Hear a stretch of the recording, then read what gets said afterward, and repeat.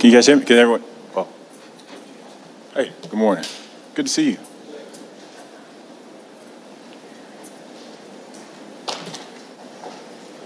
Any more phones? Hey, James, sorry. I was just trying to wait for everybody to get set up. James, just starting off, just obviously with Sarver, how'd you feel when you saw the findings of the investigation and then the fine and suspension and then now him looking to sell the team? Just your reactions to all of that. I think I'm in agreement with selling a team. I think that's the best outcome for everyone involved. The players, the fans, the staffers, everyone that was impacted on so many levels. It brings some closure to a long period of discomfort and uneasiness. But it also gives us a pivot point to continue to focus on raising the standards of our organization and leading by example. I think when you look at the findings in this process we've been through, you realize that we just did not live up to a standard of excellence. Those behaviors, not just in sport, but just in society in general, those are behaviors that are unacceptable. And we have to hold ourselves to a higher standard, and we have to protect those that can't protect themselves. So our focus this year is to continue on the progress that we've made as an organization, to continue to live our winning behaviors, respect, resiliency, and support. And I'm just grateful that our players and everyone involved can feel good about the outcome. I wanted to ask, obviously, Chris went on social media, and then LeBron, your friend, and then Draymond. What do you think about them speaking out against the rulings and just them expressing themselves about that? I commend them. It's a tough position to be in. We're visible. I like to say a lot of times, just because you're visible doesn't mean you need to be public, or just because you're in public, and it's not always necessary to be visible. Those with a platform, those that are comfortable speaking out and can lead in that way, I commend them, because it's tough. You have to put yourself on the line. You open yourself up to criticism, but more importantly, you live by your values, and if your values can affect change, you should do it. And so I commend those guys for standing on what they believe and walking the talk, standing behind it and leading out front. Only last thing I had was just looking at Jay and this situation with him right now. Just how are you approaching this moving forward, knowing he's not going to be here, and you guys are at a point right now where clearly it's going to be a separation? Well, I'll let the nature of our conversations, out of respect for the personal and professional nature of those conversations, it'll remain private. But it's an opportunity for us to navigate this and for our guys to step up. We've always said this is about the team. It's never about one person. It's never about one player. It's a collective. So from our staff to our coaches, like I said, our fans, our community, this is a team thing for us. And this is just a difficult situation we'll navigate, but we'll always do it with the utmost respect for our players. We'll always do it with the utmost respect for those involved, and we'll move forward and be better for it.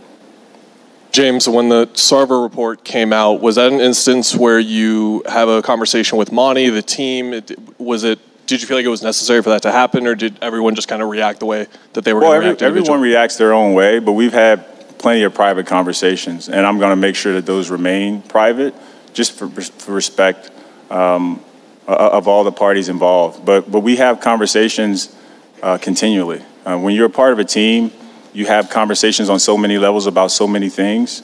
All those conversations guide you, and as a group, I'm just encouraged that our guys can have those free conversations, but I definitely have to respect the privacy of what we talk about. With Jay, I know you just said you want to keep the conversations private, but did you have a sense at the end of last season that it would arrive here? Was it something that developed over the summer? Can you take us through just without sharing the details, of course, but where it got to a point where it was untenable? No, I mean, can you clarify your question? I'm trying to... Did you have the sense at the end of last season that this is how Jay felt, or was it something that developed over the summer? Oh, talking about Jay specifically? Jay, yeah. No, this is an ongoing conversation, and after very fruitful and deliberate conversations, we just decided it was best that he wasn't with us for training camp. What that means going forward, I don't know. We don't know. But as of right now, it allows us and affords us the opportunity to focus on the guys that are here and focus on continuing to build the foundation that will carry us through the rest of this season. James, I know since you've arrived here in Phoenix, building a culture has been really important to you. Last year, when the ESPN report was about to surface, you had made your statement that that's not the Sarver I know. Just kind of what was your reaction when you read those findings that confirmed a lot of the things and kind of updated that view? And do you have anything that you would like to say to the people that were affected in the organization? Because I know that culture has been a focus for you and for Monty. Most definitely. I empathize, I sympathize, and I feel for them. When I made my statements last year, I stand by that's my experience, and I didn't, and I still to this day, I can't speak for others and their experience. But now that we know, like I said, those things aren't acceptable. They're not cool. And I think those that have been impacted deserve our respect and our support. And I'm here for that. But I won't discount what I said because it was my experience. But it's also an opportunity to understand that we experience life on different levels. And I'm afforded in some instances the ability to not have to endure those things. And when you're in a leadership position, a lot of times that comes with it. So I'm committed and focused on making sure that those, I want to say, benefits that I receive as an executive, as a leader, I use those to protect those beneath me. And so this has been a process where we get a chance for those that have expressed their concerns, that have spoken out about the difficult things, that we acknowledge them, we support them, and we give them a voice and more importantly, we give them the opportunity to change those dynamics, to change those environments. And I think we've done a good job of that, but there's so much more room for growth, and we still have a long way to go because this just isn't an isolated incident within sport. Like I said, this is a societal issue, and if we can continue to clean these types of things up, I think it sets the example for everyone. And then as far as DeAndre Ayton is concerned, I know that there was a lot of speculation and noise, as you called it, over the offseason, but just your thoughts on being able to bring him back and match that offer sheet. Well, I mean, we've had plenty of conversations, but we were clear since day one that we wanted DeAndre here. And the unique thing about sport is whenever you start talking about contracts, a lot of noise happens. People attribute things to you that you didn't say. And I'm not on social media as much as many, but that is what I call a noise box, where narratives start to go and people start to speculate. They speculated that we did not want DeAndre. I think it was evident. We were very proactive in matching and making sure that he stayed here in Phoenix. So we were consistent, and we'll continue to be consistent. Our focus is to help him continue to grow and to help him establish himself as an all-star, because if he does that for us, we're a pretty good team, and I think we'll have a very, very bright future for years to come. James, Mark Spears, ESPN's Landscape. Have you had, since the report came out, any final conversations, or are you still talking to Sarver? I don't know if you could expound on how those conversations have been. And then also, as a black man reading, I don't know if he ever said the N-word to you, but hearing how he used the N-word and kind of in any manner is wrong, but what did you have? What were your thoughts on that as well?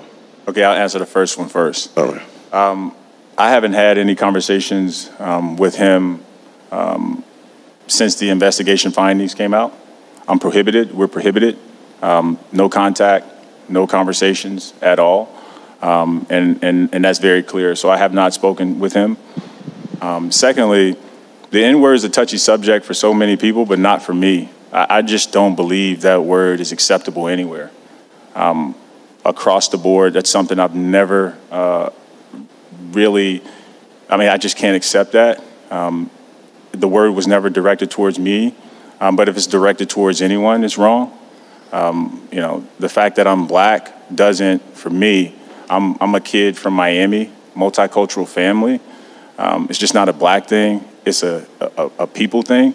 It's offensive. And so as much as I can, I try to make sure people understand this is just not a cultural thing. This is a people thing. But that word's not acceptable anywhere. And I just hope we can find a way to eliminate it from the vocabulary in general, because it means different things to different people. But just because you're not the source of or where it's directed to doesn't mean you can't be offended by it. I know that's a kind of deep answer, but that word is problematic. And so as much as we can do to eliminate it, I think we're better for it. But you never heard him speak that, say that? No, never. Not, and that's not something I would stand for. So I would say something if it did. Hey, James. With everything that's happened since the end of the last playoffs, the bad playoff loss, the investigation culminating, the sale, Crowder, how do you navigate going into training camp and handle all this so that you have a successful season? That's called life. I mean, I never forget that we're playing a game of basketball. There are a lot of things that go on in society in the day-to-day that people deal with, much more stressful than the things that we're talking about in the context of sport. But for us, it's all about focus. We're paid to be professionals, to be pros, to be able to navigate these types of situations and still perform at a high level. I have no doubt that my team is able to do that. That's the culture we're building, and that's what we aspire to. So we take it one day at a time. We come into the gym every day focused on how can we improve, how can we be a better team, how can we be a better collective. And if we do that over the course of an 82-game season in the playoffs, you'll build the habits that will allow you to be resilient. And if you build those habits, they'll serve you well when needed. But losing in the playoffs, unless you win the title, you lose. How you lose, unless you're really fragile, it just helps you build. It really stokes a fire and helps you build better off-season habits so you can come back and not replicate that outcome. But it's basketball. We've been doing it our entire lives. We do it with a smile. We love it. That's the challenge that we signed up for when we picked up a basketball at the age of 5 and said we wanted this to be a profession. So we'll just continue doing what we do. We'll get better. Just a follow-up on your thing with no reporting to Sarver or contact. So what's the superstructure now in the organization? Who do you report to, and what's the chain of command? Well, Sam Garvin is our interim governor. He's phenomenal, great human being, so extremely supportive of us. He will be in that position, but it's on me to guide our basketball operations and make decisions that are going to help us reach our goals. James, wanted just to follow up on Sarver. Damn, I didn't know it's going to come out like that. Sorry. Just wanted to follow up on Sarver. Are you disappointed, angry, upset when you saw the findings? Like, what immediately struck you when you saw the results of that? I would say just a state of shock. You just personally, you just don't want to see those types of findings. You don't want that to be the narrative around your organization, around your group. You don't want that to be the issue. So I'd say shock, a flurry of emotions, disappointment, sympathy, not anger, because I understand that, like, for some reason, unfortunately, like, this is commonplace. And so I understand that. So I'd say just a flurry of emotions. But I think the biggest thing for me is the ability to transition to a more positive environment, to a better outcome, to look forward with enthusiasm and excitement as we continue to try to build an environment that's a model for franchises, and just not basketball franchises, but for sports franchises. Hey, James, Mark McLuhan, 3TV, CBS 5. Hey, regarding Game 7 last year against the Mavericks, as you dug into it, what specifically went so wrong in that game, and how do you keep it from kind of being a hangover for this team? Make more shots is one thing. But you have to give them credit. That was a tough series. It was 7 games, back and forth, blowouts on both sides, great performances by players on both teams. They came out and they were really effective early, and we got behind and we couldn't catch up. So I'd say the takeaway is just don't get behind early. I mean, I think we've proven when we're up front, when we're out, we're very, very tough to beat when we have a lead. But it's one game. It's one game. And I know in sport there's so much emphasis placed on one game. But I'll say again, last year might have been disappointing, but it was not a disappointment because our guys got better. I've seen every single one of our guys in the gym this summer, and they look phenomenal. And that is going to carry them, forward. We're a playoff team the last few years. We've won at a high level. That's the story that we're writing, and it's not finished. James, sorry. James, Dana Scott of Arizona Republic. Just wondering if you have spoken to any of the players that were in the trade speculation for Durant over the summer, or are you planning on speaking to them, such as Mikal or Cam, maybe even Jay? Do you plan on possibly speaking to them? I talk to our guys constantly about the business of basketball, and you'd be surprised they'd come to us and talk about the business of basketball. They get it. They understand that our goal is to improve the team, and sometimes that requires you to look externally. But they're so great as far as professionals, and they focus on hooping. I mean, they get it. It's a privilege for most of us to play this game. I mean, for all of us to play this game. But they also understand if teams are calling for you, that means that you must be doing something right. So it's also a nod to them that their progress, their work is paying off, and people are recognizing that they're really good players. James, what has the wave of emotions been like for you? Because obviously you believed in this man, you supported him publicly, and then you see the findings, and I don't know if there was a tough time for you once this came out, but just has your emotions been like through all of this? And how have you personally gotten through it? Well, I'm a father. I mean, when you're a father and you're a parent, you see the ultimate wave of emotions. And so I've been on this emotional pendulum my entire fatherhood life, as I call it. That's my experience. So, when I'm dealing with someone, particularly in this instance, I can only live in the moment. And so from moment to moment, trying to live by my values, which is be earnest, be honest, be of high integrity, try to lead by example. When you see things that are counter to you or counter to what you believe, sometimes it can make you have self-doubt, like whether or not you're seeing things clearly. So for me, that wave of emotion was, just to be mindful of making sure that my behaviors are always above board, at the highest level, because that's the thing I can control. I can't control the actions, behaviors of others. I can only control how I respond and how I lead with action and word. So for me, it's to be conscious of that and like I said, speak up on behalf of those that can't, but more importantly, lead those that aren't in a position to lead. Thanks. James, good to see you. The Durant speculation slowed a lot of stuff down for a lot of teams in the offseason. I'm sure you guys as well lost JaVale, lost a couple other guys.